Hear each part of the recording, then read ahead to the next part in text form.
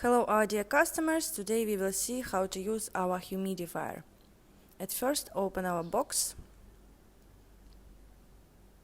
What we can see, it's one filter, USB plug and user manual in English and our humidifier. At first we need to open our lid and prepare our humidifier.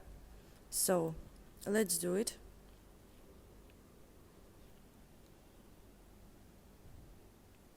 Then you need to put our filter into the water for 1 or 2 minutes. And don't forget about the spring, it's very important. So add some water and put our filter in it. After this, you just can add some essential oil if you want. So adjust our filter. Please pay attention on the spring. And add 2 or 4 drops of essential oil if you want. It's up to you. Cover the lid and plug in our device.